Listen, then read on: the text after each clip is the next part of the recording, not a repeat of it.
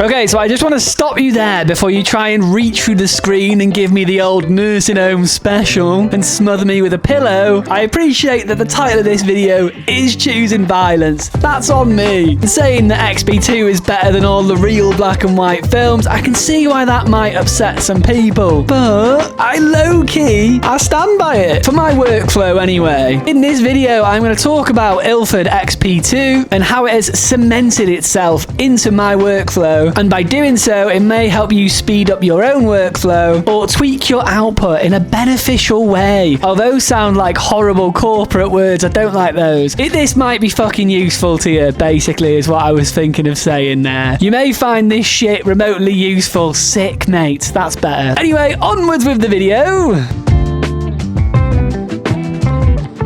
Okay, so I have shot a bunch of XP2, obviously, otherwise I wouldn't be talking about it. But throughout this video, I'm just going to throw some random photos up on screen that I have snapped with this specific film stock. That was really hard to say. Here's some things that I really like about this film stock. Number one, it is pretty low contrast. If you know me personally, we've probably had a fairly awkward conversation that went a little bit like this at some point. Man, I just prefer my black and white film to be low contrast. I feel like it just captures the magic more accurately, you know? And you were sat there like, yeah, I don't see what any of this has to do with my wife and kids leaving me. And then I was like, yeah, no, you're right, it's not relevant, is it? Another thing that I really like about this film stock is that it is low grain, but it still has character. This is a big one for me. I find some film stocks that tend to be a little on the cleaner side feel a little bit sterile. However, I feel like XP2 is a pretty good middle ground when you expose it properly anyway, which I rarely do.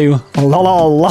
Number three? Am I doing numbers? I don't think I'm doing numbers. Number F. This film stock has great latitude and it pushes really well. I remember being told that this film stock would not push well at all because it's the whole C41 development thing. Total bollocks. Pushes absolutely fine. I pushed it all the way to 3200. Loved the results. Now let's get to the meat of this video, shall we? The meat and two veg, if you will. Oh God. And why I think that XP2 is better than the real black and white options. So we've established that it looks like black and white, tastes like black and white, smells like black and white, but this film stock is also super convenient in the way that none of the other black and white films are, especially for my workflow. And this is where XP2 massively pulls ahead of the proper black and white films for me. So for context, I don't currently develop my own film, and now you're probably heading to the comment section now to tell me that that means that I'm not a real film photographer. Before you do, I just want to remind you that writing that comment and pressing send isn't going to bring your ex-wife back. She's gone, mate.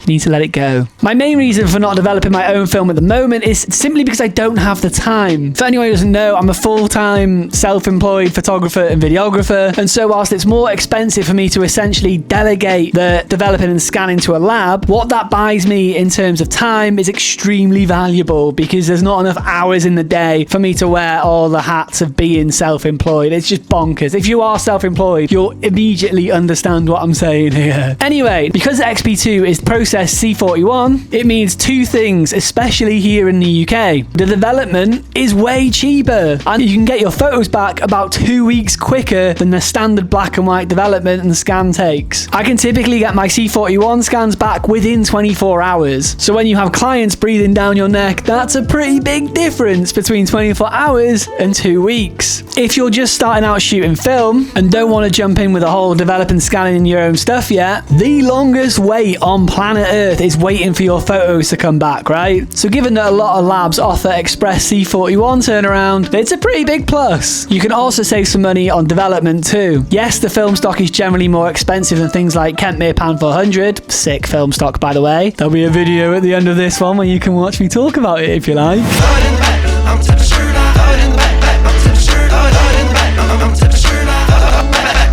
But you can often pick up deals on XP2, whether that's at your local camera shop or if you buy it bulk. But real talk now, it's not even just the convenience of XP2 that makes it one of my favourites. This film looks so sick. If you're worried about whether it looks like real black and white or not, nobody than other film photographers are going to give a shit if a photo was shot using XP2 or HP5. If I showed a photo from a roll of XP2 to a client and asked them to guess which one was shot on real black and white film and which one was shot on XP2, they'd likely say something along the lines of, I have no idea what you just said, please fuck off, you weird little hipster. And this kind of brings me on to one of the main points that I want to make with this video, and it circles back to me initially not trying this film because I was told it's not real black and white, it doesn't have good latitude, it doesn't push well. All things that I stupidly listened to, and as it happens, were wrong. And I guess if you take one thing away from this video, let it be this. Just try things for yourself. Just because someone says something doesn't mean that it's gospel. You do you, baby! No exaggeration. My photography career changed literally the day I stopped trying to impress other photographers and just did what I wanted to do anyway. Alright, sick. There we go. Another video. Would you look at this? I feel like I'm on a roll. I'm having a great time making videos right now. I'm not gonna lie. I'm enjoying this. If you are new here, welcome to the channel. My name is Rob. I shoot a lot of photos on film usually. I make a lot of jokes and that's pretty much it really. I'm a two-trick pony.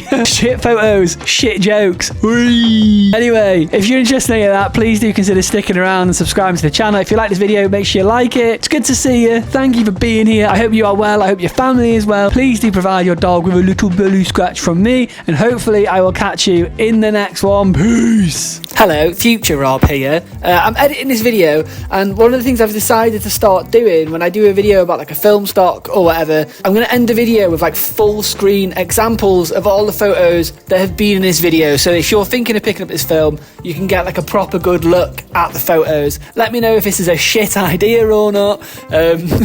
Otherwise, I'll carry on doing it. But yeah, anyway, here are loads of full screen examples for you to get your peepers around. Fucking enjoy. Peace.